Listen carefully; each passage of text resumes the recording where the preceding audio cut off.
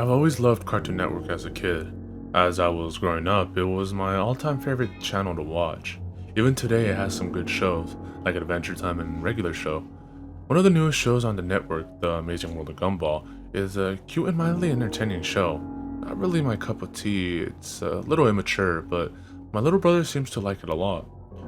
One night, I was watching Adult Swim when I realized that I'd been up so late that I hadn't even kept track of time. It was already 4 a.m. I don't recall ever watching Adult Swim this late, so I stayed awake to see what would happen when it ended. A little bumper showed up at the bottom of the screen during a commercial break. It said that a special episode of The Amazing World of Gumball was about to come on. I was a little confused about an episode of a very popular show coming on this early, but I was bored and decided I would watch it, thinking it might come on later in the day so I could spoil it for my brother. Sort of mean, I know. The flashy and energetic intro theme played, although it was played a little differently than I recall. The music was a little different, and the show's logo wasn't animated. Its colors were done rather sloppily as well, almost like something a little kid would do on a doodle board or a glow board. I ignored it, assuming that it was done just for this special episode. The title of the episode was The Grieving. A sort of sad title, but I didn't really pay too much attention. It began with Gumball, the show's 12-year-old protagonist, standing alone facing a corner of his dimly lit classroom. He looked absolutely miserable, a far cry from the cheerful demeanor he usually had. There was no one else in the room, not even his best friend and adopted brother, Darwin the goldfish, and the windows in the room clearly showed the night sky outside. I was really starting to get confused. Why would he be at school at night, and why was he standing in the corner all sad and alone? After about what seemed like a minute of Gumball standing somberly in the corner, the scene suddenly changed. We were in Gumball's house. Once again, the scene is silent and a little disquieting. Richard, Gumball's enormous rabbit father, walks in from the kitchen. He looked even more miserable than Gumball had in this previous scene. Richard isn't wearing his usual attire. He's dressed in a fancy black suit, a little uncharacteristic of him as he's usually a slob. He sighs and slumps down onto the sofa and starts sobbing intensely, sounding like someone who had just lost something important. I was starting to get a little creeped out. Where was this silly fun cartoon that I usually looked forward to watching with my younger brother? This was something completely different. I was beginning to think that this might have been something the creators did as an experiment or something, a test of the animation or sound perhaps. Though it couldn't have been, aside from the opening theme, which was still different from the final shows. The episode had been much quieter than it usually was, only subtle sounds and very little music, and the animation was not anything to write home about either. It was done a bit like an amateur Flash on Newgrounds. The character designs were somewhat sloppy and rushed looking, and the real-life backgrounds used for the shows looked different. As confused and somewhat frightened as I was, for some reason I kept watching it. Poor Richard was still sobbing on the sofa, as the front door opened suddenly, making me jump a bit at such a loud noise, and Gumball's mother, Nicole, a blue cat like him, stepped in. Like Richard, she wasn't wearing her usual outfit. For some reason, she was in a black dress and was wearing a pretty black hat to match. Nicole sat down on the couch to comfort her husband, although she was looking a bit saddened herself. By this point, Richard's crying had begun to get more pained and miserable sounding. This wasn't the normal cartoon crying on the show, this was realistic and almost depressed crying. Finally, after what seemed like hours, the sad scene in their home ended, as it shifted back to the school. We weren't in Gumball's classroom this time, we were in Principal Brown's office. Nicole and Richard were there in their usual clothes, looking more normal and happy than they had before, but still slightly worried. Principal Brown, however, looked extremely sad. He quietly and somberly informed them that their children, Anais and Darwin, were not present at their lunch earlier that day. They hadn't been seen at all the rest of the day. Nicole was instantly furious at him. She began spouting various fucks and calls at him that I don't think would have made it on a more mature program like Regular Show. I was laughing at this because it seemed sort of funny for Nicole to flip out in this manner and start swelling like a sailor in a G-rated cartoon. But my outlook soon changed when Principal Brown told her something else after she finally had quieted down. His eyes began to tear up as he informed them that they were eventually found, but they had not been found alive. He then went into graphic and nearly nauseating detail describing how their bodies were found, their parents sitting in utter shock. I could hardly believe what was happening. How could such a cheery and fun kids show be taking such a dark and twisted turn? I was considering turning the television off, but I was too scared to be left in the dark by now, nearly frozen by fear and disturbed intensely at the terrible things that he was saying. Another flashback. The scene was earlier that day, and the animation in this scene was even worse than earlier. I don't remember it very clearly, but I think he began his recollection by saying that the school had called the police department when they first turned up missing, believing that the kids had simply ran off and decided to skip school. They said it was very uncharacteristic of both Darwin and Anais to go skipping school like delinquents. Darwin was a little naive and a bit ditzy, but he was a good kid and wouldn't have ever dreamed of doing something like that. And Anais was even less likely to run away. She was a straight-A student, despite being only 4, which also troubled the police, seeing as a defenseless 4-year-old little girl was missing as well as an older boy. The school had been thoroughly checked, so the police started to search the heavily wooded areas outside of the school. It took little time for the police to discover the horrifying fate of Anais. In a small clearing outside of the school, Anais' head was found in a small box. You likely would have expected something like that to be shown in the show's cutesy art style, but it was nothing like that at all. Realistic blood covered the box inside and out, while Anais' head was done in the normal style, but was drenched in blood and some other fluids, not all of them hers apparently. There was a note in the box seemingly written in her blood. It was never stated during the episode what exactly was written on the note, but it apparently led to the rest of her remains and Darwin's heavily mutilated corpse. What I remember most about this scene was how out of place it seemed. All the blood and gore from Darwin's and Anais' slaughtered in December remains was done in a very realistic and disturbing way. It looked like the scene had been taken from a crime scene photograph done by a professional, not something from a cartoon. The way this scene was animated was different from most of the show as well. You may know that the characters from the series are done in vastly differing animation style, from flash animation to CGI, and I think there's even a character done by someone putting their chin upside down to make a face. This particular scene wasn't anything like I'd ever seen on the show before. Every little detail on Darwin's face was clearly illustrated. He looked like a zombie. His face was very pale and his eyes had been gouged out by someone. Anais fared no better, or what was left of her anyways. She was naked and her stomach had been slit open. Her intestines were strewn around the trees and bushes in the woods, done once again in a very morbid and realistic style. I was feeling very ill by the time this incredibly disturbing flashback had come to an end, so I quickly ran to the bathroom to vomit. I was feeling better after upchucking, so I had realized that I had good timing and had ran to the bathroom during a commercial. It was then I noticed that the show had been running twice as long. It usually ran for 11 minutes, but this episode was running for about 30. By then I was wondering if there was any information on the Grieving on IMDb or something. So while the commercials were still playing, I looked up some information about this episode on Google. Nothing came up. No information remotely similar to the plot or name of this episode existed anywhere.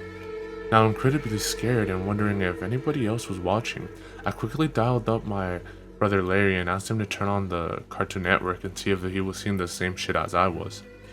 He was pretty mad that I woke him up at this hour, but he's a nice guy and told me he would see for me.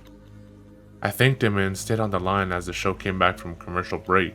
The scene had thankfully panned away from the horrific sight of the children mutilated and was back to the principal's office. I asked Larry if he saw some cartoon animals talking or crying, since that's what they were doing on my TV. To my surprise, he said he saw nothing like that. Instead, it was the rerun of a old Looney Tunes short. In utter shock, I dropped the phone and ran over to the TV to turn it off, and as hard as I pressed the buttons, it would not shut off at all. I tried every single button and none of them did a thing. I tried unplugging the whole thing as well, but nothing worked. The TV stayed on no matter what. Larry had hung up, assuming that I was playing a joke or something, I guess, and I was alone once again. My door was locked from the outside somehow, and the door to my bathroom was now locked as well. It seemed that I had no choice but to call the police since my other family members were gone that night. It was the reason I could stay up so late to watch Adult Swim in the first place. When I hurriedly dialed the number, I accidentally dropped my phone into my cup of Pepsi. I was very scared and had no choice but to finish the episode. I turned on all the lights in my room and got under the covers, hiding like my little brother does when I make him watch scary movies with me. I had apparently missed a little bit, but Gumball's parents were still talking to Principal Brown, so not that much. Nicole was asking him if Gumball was alright, apparently since she hadn't remembered him when Principal Brown told her what had happened to Darwin and Anais. He looked slightly confused and shocked for a moment and explained to her that he thought Gumball was out sick today and he had spent the day at home by himself with a stomach bug. Nicole screamed and wailed while Richard quietly told them in a very out-of-character voice that they thought Gumball had gone on the bus this morning, but it didn't seem that way. The police were called once again to search the building and the small forest outside Elmore Junior High. They had found him in Miss Simeon's classroom, hanging by a noose, with blood-covered knife behind him and blood covering his clothing. The episode ended with the shot of Gumball's dead body hanging there, in the corner fading to black. The credits rolled silently, not like the usual way Cartoon Network annoyingly airs a promo that squishes half the screen. These credits rolled unusually slow, and they weren't that fun to watch either. A little creepy, just plain white text scrolling on a black background. I only recognized Ben Beauclay's name, as he was the creator of the show and the rest were people I never heard of. The copyright notice at the end said Cartoon Network Studios 2001, which was incredibly odd seeing as the show was new for 2011. After all that was over, the screen went to static for a split second, during which some incredible creepy and shocking video clips were shown between static intervals. I can still remember them all very clearly. The first was a picture of a person in a plague doctor outfit. Those always scared me for some reason, and the way the person was in the suit was filmed just as bad. A red light, something that freaks me out incredibly, was shown over the clip. The next was what seemed like a video being played very quickly, over and over, of a kitten's face being squished by a woman wearing high heels, which was strange because so-called friend of mine sent me the picture of yesterday of a cat being stepped on and killed, similar to the kitten in the video. The last one was the one that disturbed me the most, and made me want to both cry and vomit my guts out. It was my little brother, or at least a small child who looked very similar to him, being shot in the face by a person who looked like my father. You could clearly see the child's brains and blood spatter on the wall. I began to sob uncontrollably after that traumatizing clip, so much that I passed out. When I woke up, my door was unlocked, and my television was turned off. I went to call the police on my home phone in my kitchen and report that I had seen some very disturbing things on the TV, and that my doors had been locked. When they arrived, they could find nothing like what I remembered from early this morning. I told my brother about the episode, and he fainted. My internet history was even cleared. They were angry at me, and just assumed that I had a bad nightmare, when I was sure I hadn't. Good thing I recorded the episode. The officers were shocked at what I showed them. One of the officers felt bad for me and took me out to a small diner so I could recollect my thoughts. At the diner, I remember that my family was out visiting my aunt, and they were supposed to be back by noon or so. It was already 11, so the officer and I drove back only to find a whole squad of police cars and even some government agents at my house. They explained to me that my little brother was missing and that my mother and father were major suspects. I was freaking out and trying to tell them about the disturbing clip of the boy who looked like my brother being shot in the head, but they wouldn't listen. I stayed with my older brother Larry, who wouldn't believe me either, still insisting that all he saw was an old Looney Tunes cartoon, and nothing at all creepy or weird. The cops eventually told me that they would contact Turner Broadcasting and tell them about the incident. A representative of Turner Broadcasting came to my cousin's house to talk to me in private about what I had seen and experienced that night. He was very kind, but it all seemed a little like some sort of front. After I could tell him all I remembered, he agreed to play back that day's programming from when the incident with the disturbing Gumball episode had occurred. To my shock, all that was airing at that time was an old Looney Tunes short. Nothing more, nothing less. I hysterically sobbed and moaned that what I had experienced when seen was completely real, but no one listened. Eventually, I discovered that Ben Beauclay had a Twitter account, so I sent a message about the episode, and this was the reply I got. One thing. How in the heck did he find that? I never ever thought that I would think about that old shame again. Don't tell anyone this, Sarah. Yes, that's my name. but the amazing world of Gumball goes back further than you know. I used to have a really boring job as a teen, and I sketched little drawings of the water scenes and friends. The episode you saw was never supposed to be seen by anyone but me and a few friends of mine. It was a very, very awful thing to do, but we made the episode as a joke. A guy from my old job, who everyone hated, had lost a child to a crazy serial killer, who was apparently still out there somewhere. Anyways, we made it so we can make fun of how he came into work usually, crying like a fool, which is why you saw Mr. and Mrs. Watterson cry so much in the episode. I know I'm deeply sorry for what I did, which is why I tried to bury that stupid thing years ago. Literally, I went out into the countryside with my mates and dug a hole and buried it. What I don't get though is how you describe the blood and guts and stuff. We didn't have any scene with Darwin and Anna's bodies being found. All that happens in the episode is the parents are informed of the kids being found dead and them crying like crazy. We didn't even draw anything in the episode like that at all. We're not that sick. Now, this is my theory. The lunatic who killed the man's child found the tape we buried, watched it, and heavily edited, and he hijacked the local TV station near blank. I blocked out the name of my city. I'm paranoid enough, it's a small town. Somehow, and got the episode to air on your local Cartoon Network station. Now, why your brother couldn't see it, I have no idea. Why it seems you're the only one who saw it, I have no idea either. Sorry, but I just don't know. Now for the explanation you have been waiting for, the clips at the end. I don't know. I don't. I'm deeply sorry from the bottom of my heart, but I don't know why those clips were aired. I just don't. I'm sorry, I really am, but me and my mates are just the ones who made those scenes with Richard and Nicole crying. That's it. I'm so sorry, Sherry. I'm so deeply sorry.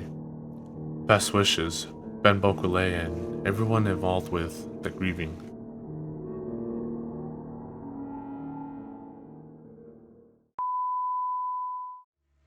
Definitely elevating for the 966.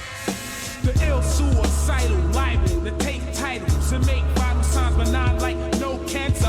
Answer, there's no chance to advance to ya. Kuya got blazed through ya. The great super science, applying pressure, I desecrate with double O's and bubble foes while I cut you, bro. I juggle flows that goes ballistic, reminiscent of exquisite cannibalistics and a sadistic doctor. My sick shit, notcha, improper. Got clockers like